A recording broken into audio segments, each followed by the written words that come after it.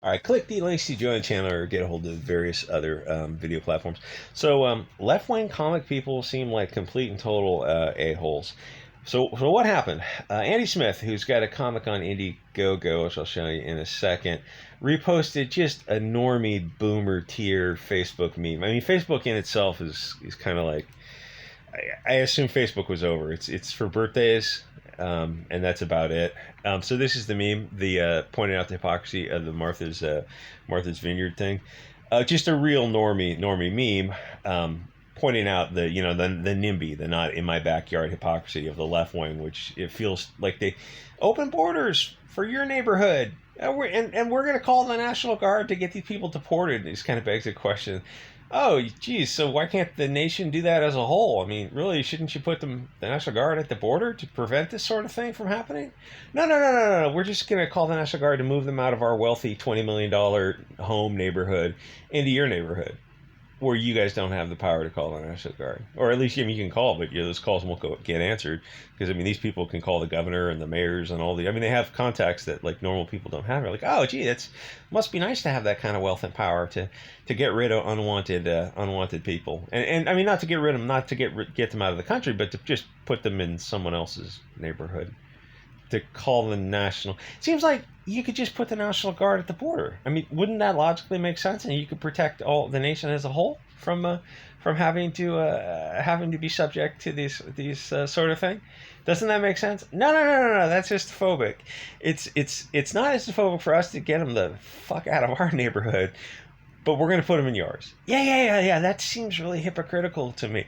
Yeah, it seems really hypocritical because it is. Anyway, so what happened was a bunch of pussies left-wing pussies who completely control comics, and these are just the lamest people on earth.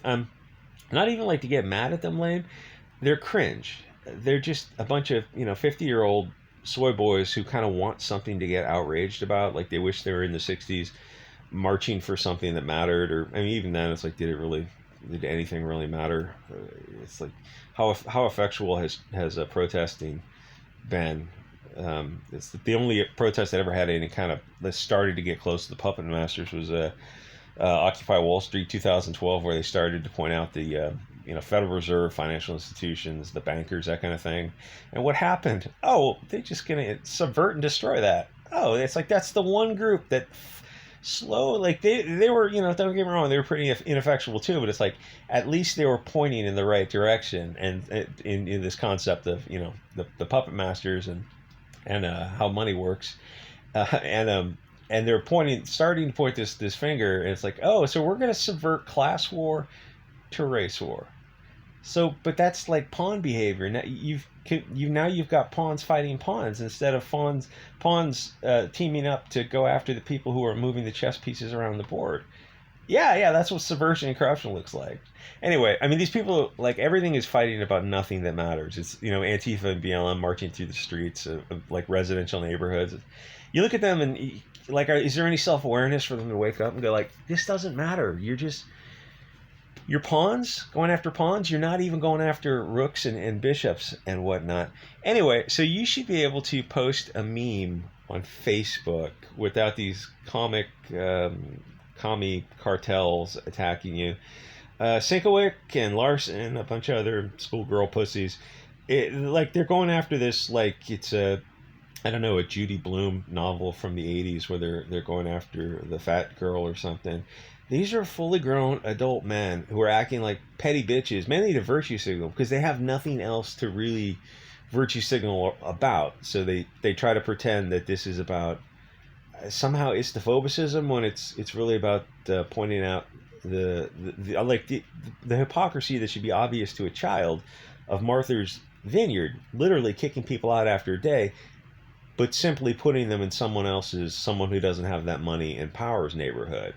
And like that seems like that's what the meme means. It's obvious. It's not about istophobicism. It's about making fun of these, pointing the finger at these wealthy people in Martha's Vineyard, who, like, these are the people who have the power to control the nation, and which you saw because they enriched us for a day, and you guys have like multi-million-dollar hotels, $20 million homes, and we don't have the resources to take care of 48 people. But we're going to move them to a neighborhood that does. So, like a neighborhood that doesn't have the wealth and power is what you're saying. When you literally like, these are the people with the signs on in front of their front doors. Anyway, so what happens with social media is how you get grown men acting like petty bitches, emo girls on their period, is because social media is this weird echo chamber where they just block anyone who disagrees with them. So they never get exposed to diversity of thought. So then they write comics that don't connect with an audience. Then they call the customers Nazi incels, and they're proud that they're not selling to the wrong sort of people.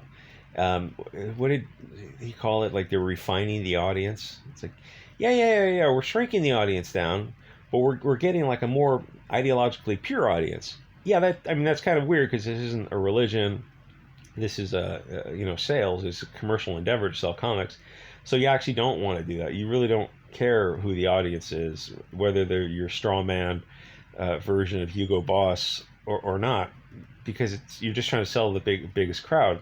Yeah, you got rid of your audience, but you didn't replace them with a new, further left-wing audience. You didn't replace them with anyone. The audience just went away. So instead of selling these huge numbers like they used to, like it's just not that. I mean, these people are like, they have residuals coming in from old stuff, and they have blue check marks on social media, and they still think they're like comics still has it.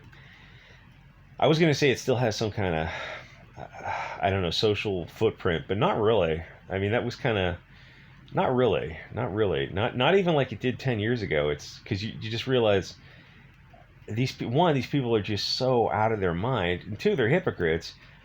And three, they seem to really, really hate 90% of the customers, or people who used to be their customers, because they slowly went away, went off into other things. A lot of them went into Comicsgate.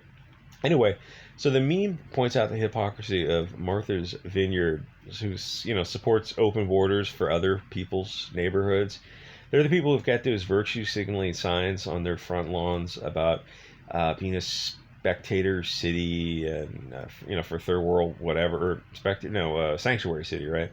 And we're all immigrants, and love is love, and Zer pronouns must be respected, and BLM, and it's like it's all pointless, like, because they don't believe it. It's just a sign. It's all hypocrisy. They don't believe any of it. They don't want any of these people living in their backyard. This is his comic on Indiegogo. It's called Cordrath, The Reckoning.